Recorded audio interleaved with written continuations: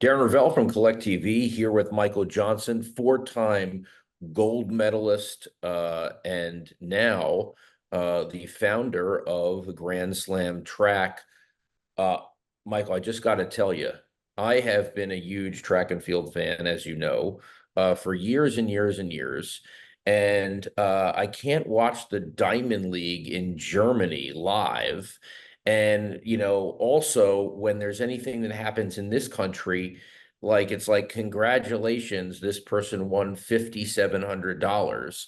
And I'm like, is there any reason why track and field in this country outside the Olympics is not working? Yeah, it's obvious. There's literally been no support ever. So how hard was this for you to put together?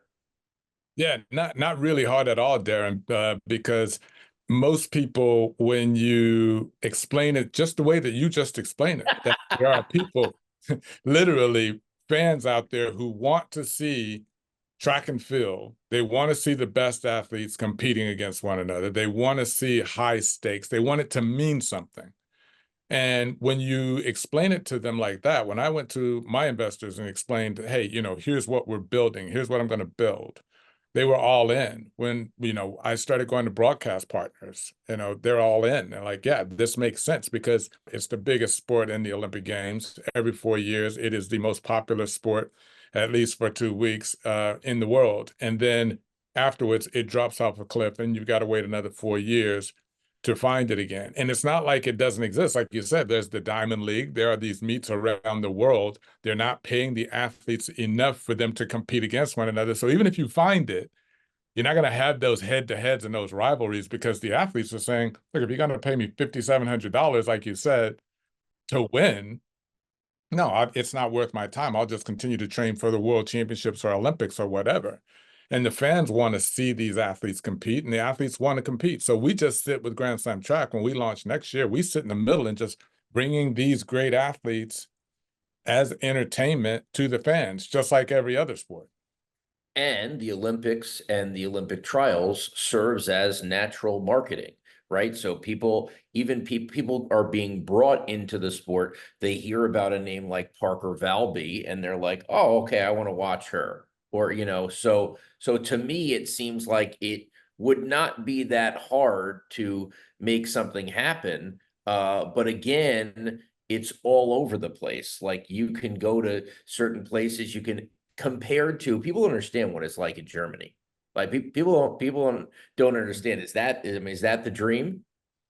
Yeah, I mean, it's the dream is to be the Formula One, the UFC, the tennis Grand Slams, the golf four majors of track. So we built this. I built this on the model of the Grand Slams of tennis. You've got U.S. Open, Australian Open, French Open, Wimbledon. Every year, fans know, even the casual fan like me, I'm not an avid diehard tennis fan, but I'm a casual fan. I don't miss the Grand Slams. I know when they're going to be every year. I know that it's going to be the best tennis players competing against one another for high stakes. They all want to win. They train for it and they show up ready to go.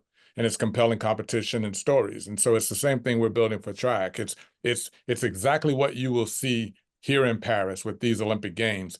Big stars competing against one another, rivalries, stakes, and stories. And so that's what we're bringing. And yeah, the hard thing with track in the past has been there's too much going on. The athletes are scattered around the world. The competitions are around the world, and there is no sort of central hub for the sport, no central league. So Grand But Slam, that's solved by money. I mean, it's over, right? I exactly. mean, like, if you have the money, that's the one motivation. You get it all together.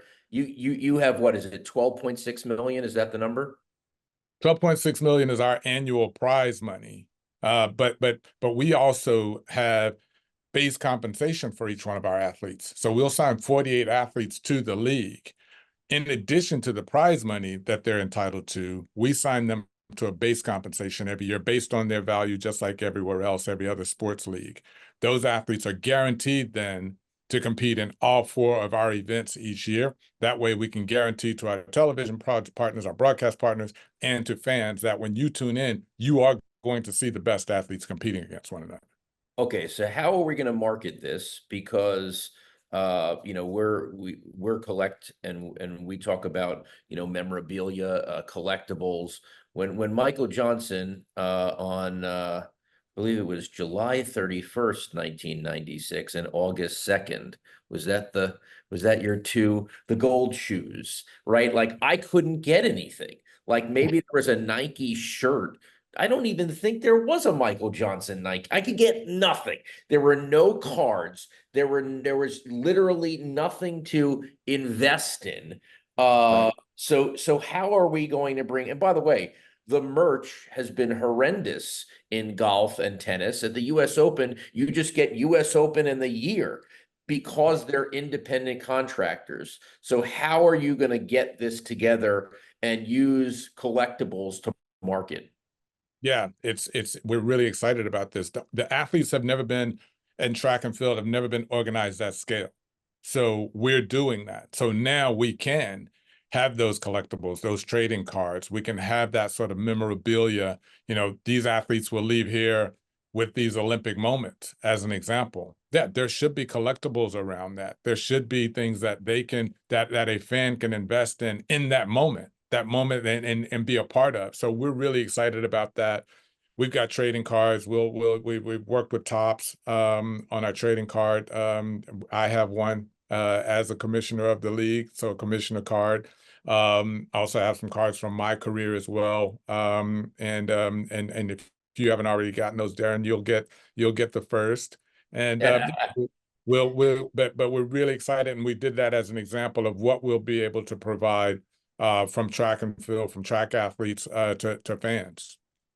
And I assume, there's also the special high-end things that can come. Maybe there is the shoes or shorts or something that, I mean, I can't imagine, hey, there hopefully there'll be world records broken here. And that also hasn't been access, the high-end fan really, again, the cards are the low-hanging fruit and should be, but then there's got to be even the high-end fan kind of thing. So you're thinking about that as well? Yeah, absolutely. And we're open, to what is it that these fans, would want to invest in, what would be a really cool collectible, open to all sorts of things that's going to connect fans to athletes and connect fans to the league in these special moments, whether it's world records, whether it's Olympic championships, and certainly our champions, our Grand Slam track champions, so that when athletes, when fans see that and they see what's happening here and they're excited by that moment and they were part of that moment, they will have a collectible for it.